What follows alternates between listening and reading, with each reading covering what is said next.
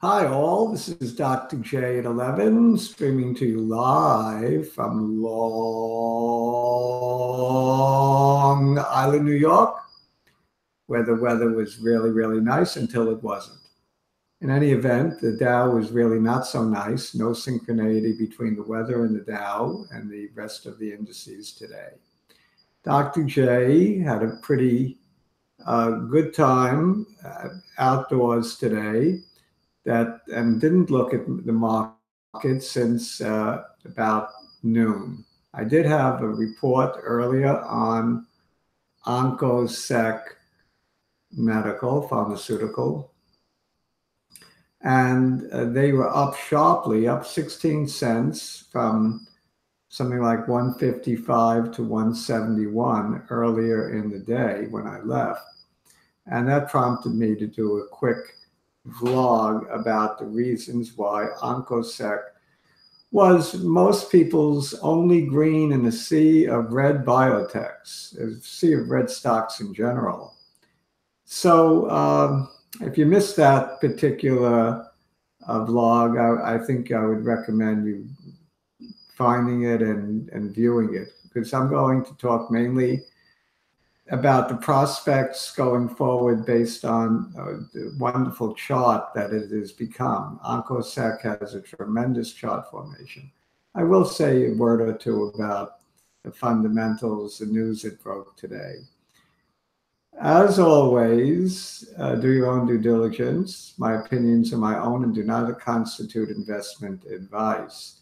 Occasionally, however, Dr. J does have good ideas that may be worth following. You do so at your own risk. All right, so and one more thing, if you do like Dr. J and his videos and his vlogs, please subscribe to the channel. Please write comments. Please like us. And what else do you know me to? Share the link. That would be very helpful. Okay, so let's take a look at the video charts. I always think of Warner Wolf when I say that. And those of you who are old enough, remember, let's look at the videotapes. That was the highlights of the sports of the day. I have my Yankee cap on not because I'm a big Yankee fan, but I am a Yankee fan as well as a Met fan. I root for all the home teams. So we should be sharing screen now. Let's begin with the most exciting one of the three, Oncosec Medical. And it's a little slow loading, so why don't I tell you about the news of the day? The news of the day was that Tavo, the Oncosec drug, acting as a monotherapy, showed some very promising results. And a prominent researcher from UCSF, University of California at San Francisco, will be presenting these results sometime between November 29th and December 1st in Naples, Italy, in the Melanoma Bridge Conference. Now, this is exciting, but in and of itself, probably not the reason why Oncosec Medical went up as much as it did. I have at 11.56, it was up only 6 cents. It's probably true. I know it had been up earlier and more than that, and I think it closed up considerably more. So I am going to refresh this a little bit while I tell you about how the public relations department did a brilliant news item. Dan O'Connor was quoted as saying that he's excited about the Tavo results as therapy, saying that oral effects, its systemic effects, not just at the site of the tumor that the injection was made, but other tumors shrunk as well in 50% of the 50 patients in the trial. So that means 25 out of 50 patients benefited greatly from the But he dangled a carrot, and here's where Dan O'Connor is a brilliant CEO, or the public relations people are brilliant public relations people. But he was quoted as saying that this is in anticipation of the Pisces data in the collaboration with Merck, which has a anti-PD-1 inhibitor. And even those who have failed with immunotherapy have shown benefit from the combination of Tavo and Keytruda in advanced melanoma. Okay, so here we have the chart. It's up 16 cents on the day. And why am I so excited about the chart? Well, for the first time, instead of just following a downward trend line, it is establishing an upward channel. Notice the 3 hits of this trend line, which is parallel to the well-defined trend line that it was following from let's see, from 8.6 up until 9.1. So for about a month, it established a nice trend line, upper trend line, and now it's establishing a lower trend channel. I'm excited because this is an upward zoom channel. So if it adheres to this channel, if it continues to follow the upward trend line, or even comes back down to the bottom trend line, it's an upward channel. So as long as it adheres to this upward channel, we're going to have some really nice gains on this particular stock. And I believe it will. I believe there's going to be positive data announced probably early 19 on the Merck collaboration. That should put it over the top, meaning make a new high for the year, take out the 221 back in April. So I see really exciting things ahead. ONCS looks like it's finally broken away from this downward trend line. Let's see if it can stay away from it and trade, let's say, comfortably somewhere in the middle of its new channel. That's what I'm looking forward to for ONCS, so that maybe it'll trade at let's see when it should get to 200 if it stays in the middle of the channel. By 11.19. That's not that far, 11.19. By 11.19, it should be $2 a share. All it has to do is stay in the middle of its new channel. And support is, I believe, is solid support right here at $1.33. So hopefully it won't test that ever again. Hopefully it'll just zoom from here on in. ONCS could be the next big zoom stock from the small cap biotech list that I like to play with. Let's look at Athersys, which is probably in the biotech world. Athersys has a dynamic CEO. We talked about Gil Van Brocklin a few times. He was, I would say, the star of a conference at La Jolla, California, where he presented on the partnership with Helios on ischemic stroke, and presented on the regulatory environment in general for Japan, the PMDA.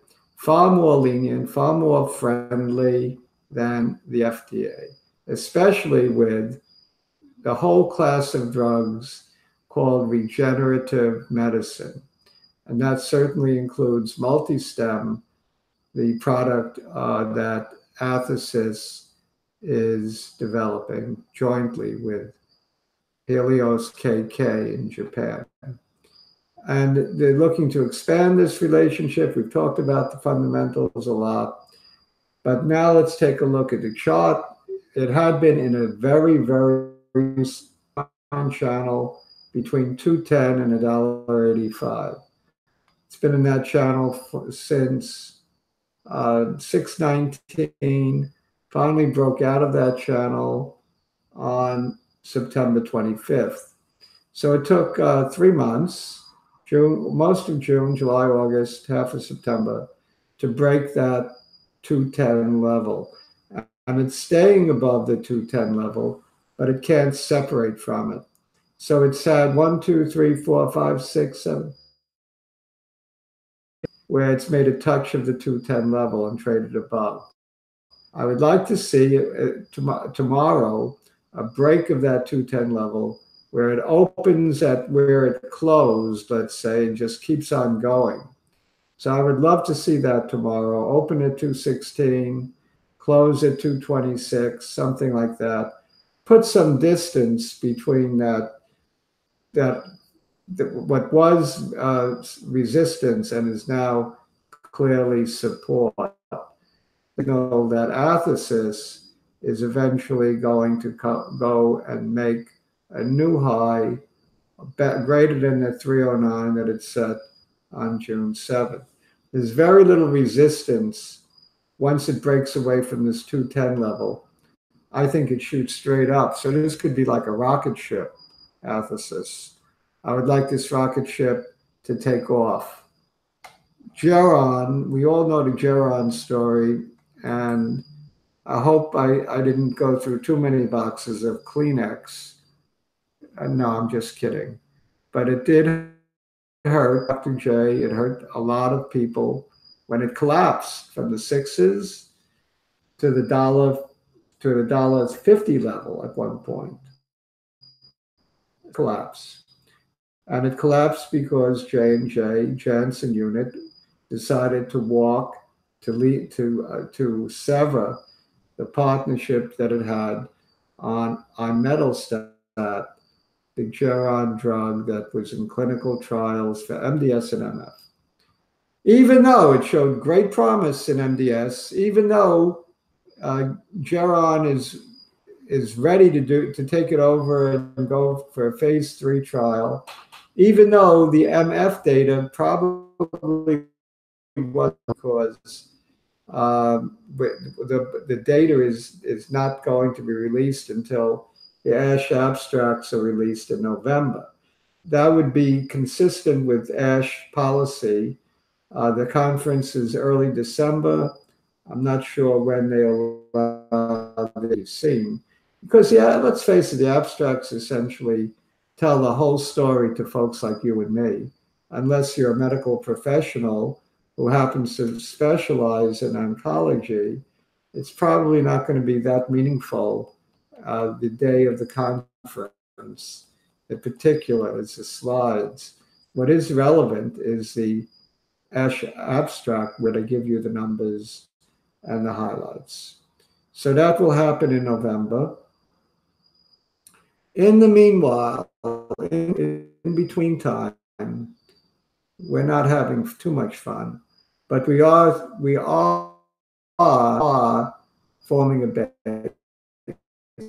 It's trading 6 days, and out of those 6 days, we've had 2 green candles. It was a give back day of just 6 points, 3%.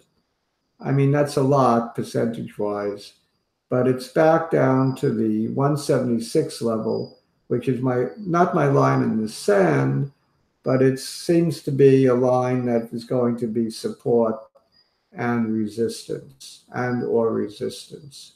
So I think it's kind of where it's supposed to be. On an update tomorrow, I would expect back up higher than where it was yesterday. So I would expect to move into the 180s on any kind of update for the biotechs. Okay, let's. My long-term prospects for Geron is that it will bounce back. $3 stock within January. I'm on record. I think the ASH data will be better than expected considering Janssen walked. Okay, let's look at the IBB. I don't have that up. All right, it took today. I'm not going to bother with it. It's late. It's 8:21. That's 4 minutes after the close. This is supposed to be a market wrap. So I left out some of my favorite biotech stocks, CVM. I left out ATNM. I left out ADXS. I left out, what else did I leave out? CYTK. But this way, it doesn't matter what I left out. Why? Because everything was down today. Everything was down. The only ones that were up were Athersys and Oncs. And Athersys was only up a couple of pennies. So this has been Dr. J, broadcasting live from Long Island, New York, reminding you to please subscribe to this channel, tell your friends, share the link, write comments. Hasta adios, amigos. Ciao.